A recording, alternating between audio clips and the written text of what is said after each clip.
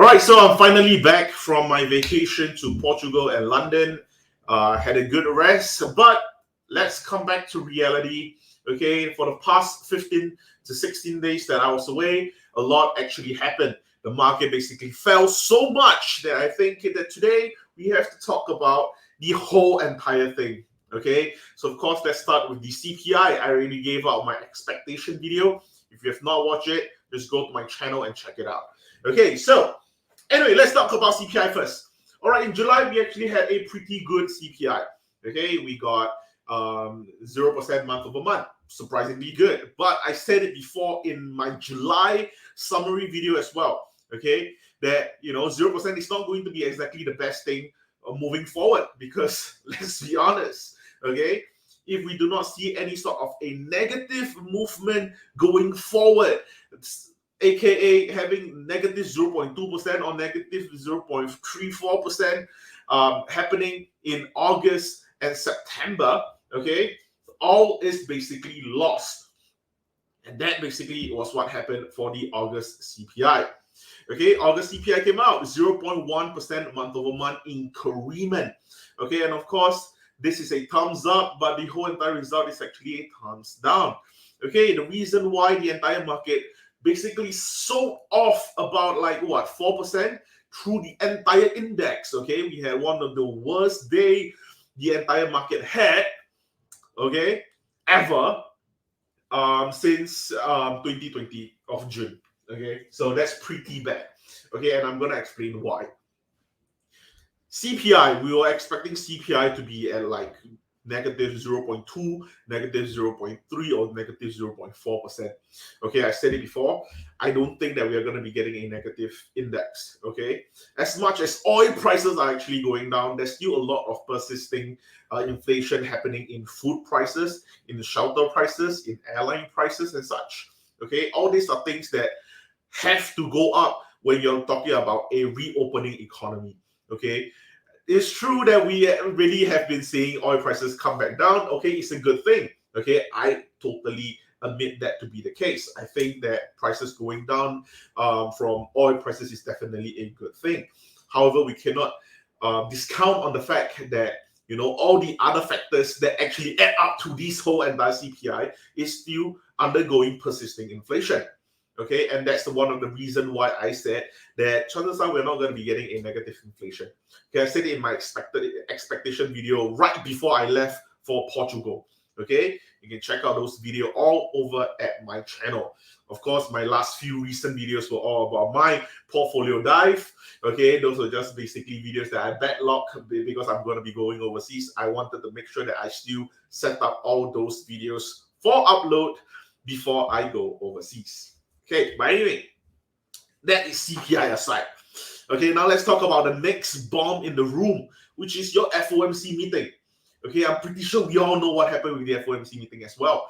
Okay, Jerome Powell stepped up to say that, yeah, we're going to be having a 75 basis point increment. Is that really a surprise? Not really, because a lot of us expected it. Myself expected, alongside with a lot of YouTubers out there that already expected a 75 basis point increment in the market. Okay, we expected interest rates to definitely be going up for the third time in a row at a 75 basis point increment. Of course, some people penned down 100 basis point hike. Some even penned down 125 basis point increment. Okay, of course, all this huge increment is one thing, but we have to take into consideration that, of course, why? If everyone expected it, if the market basically already expected it, why are we still going through so much pain? Okay, so today we have to talk about why the pain is actually happening in the entire market. Okay, so of course, with the FOMC meeting coming out with this 75 basis point increment, it definitely shocked the market simply because of the terminals fund rate.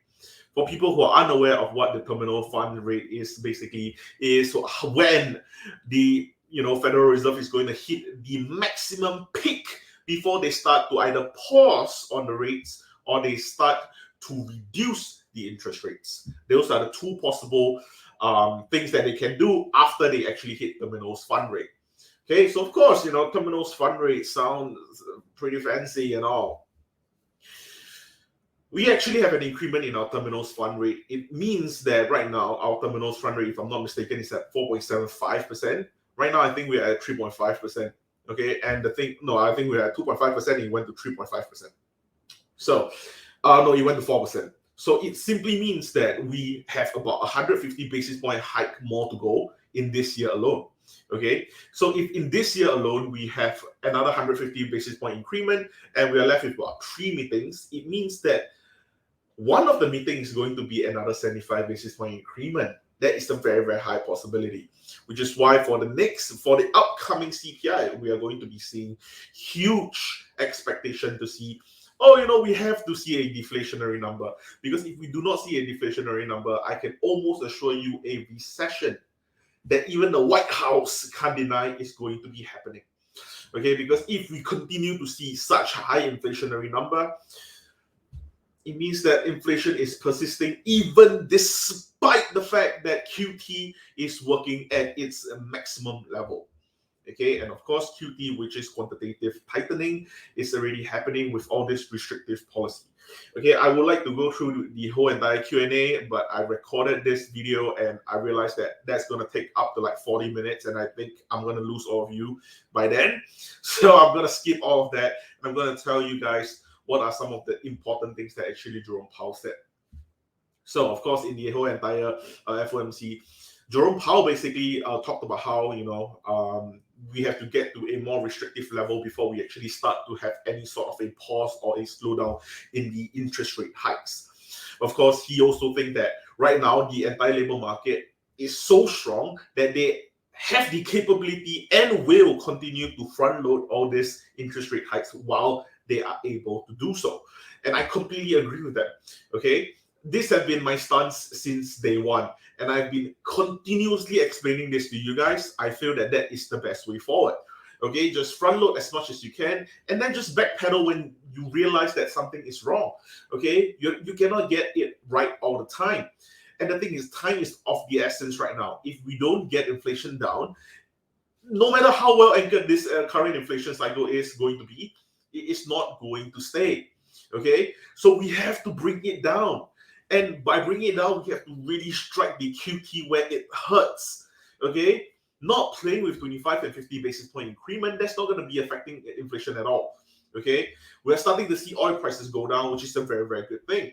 Okay, but of course, we are going to start to see shelter prices start to go down as well, and that's going to be one of the next big contributor to how we're actually going to see inflation go down.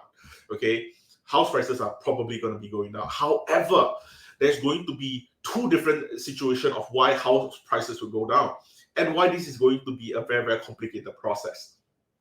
House prices are going to go down because interest rates are going to be going up, and which means your mortgage rate is going to be going up. And if your mortgage rate is going up, it means that, for example, if you want to get a $500,000 house in LA, well, you're not going to get that house in LA. Let's just say you want to get it in Wyoming or whatever it is, okay? And it's going to be, say, $500,000, okay? $500,000, you want to get a house, the mortgage rate is at, I don't know, like 4.5% at the moment, okay? If we are able to do this in 2021, you can easily get a mortgage at the same price per month for the payment per month. But in turn, you're going to get the loan for up to like about $800,000. So you can loan for a lot more and you can pay for a lot less.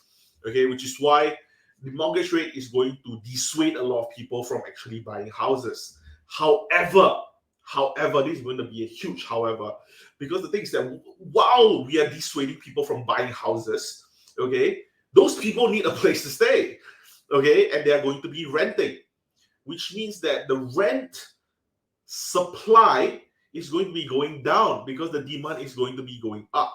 So rent demand is going to be going up, rent supply is going to be going down. It means that rent prices are going to go skyrocketing high. Okay, and when rent prices go skyrocketing high, okay, people will start to weigh their options all over again and be like, hold on a second, maybe buying a house would make more sense. And then in turn, you're gonna have this kind of weird whale thingy magic happening where house prices is not sure if it want to go up or it want to go down. Okay, and then there is a possibility that we might actually have this whole entire thing crumble down like what happened in 2008. And that's why I think that the contributor of deflation in the next couple of months could very well be housing, which is your shelter, which is your rental prices and such. However, at the same time, it can also be the main contributor for inflation instead of deflation. And that's why it's going to be so interesting for us to really look into CPI for the next couple of months. And I think we're in a very, very interesting spot right now, okay? Because the thing is that this has been happening for decades, centuries even, okay, for housing prices and this whole entire dilemma over supply and demand for houses. Because rentals have been around since forever, and houses have been around since forever. So we clearly have this dilemma before, okay? And right now, we have to see which one outweighs the other and which one is going to be contributing to the inflationary pressure or the deflationary pressure. And of course, hopefully it goes towards the latter, because we need to see some form of a deflationary pressure before we start to see the economy gets better. And of course, those are basically the main points that we have in the market for the CPI and the FOMC. And those are just some of the points that I wanted to cover when I come back. But yeah, that's basically it. But anyway, I'm going to be continuously looking at the market. I'm going to be studying the market a little bit more. Okay, afterwards, I'm going to be heading to the gym, and then I'll have to go through some of the pictures and videos that I took in Portugal and London. Hopefully, I'll make a blog about it. If I do, you'll probably see it, I don't know, maybe next month when I actually bother to edit it. But anyway, that's all I have for today's video. Thank you so much for watching, and I'll see you guys in the next one.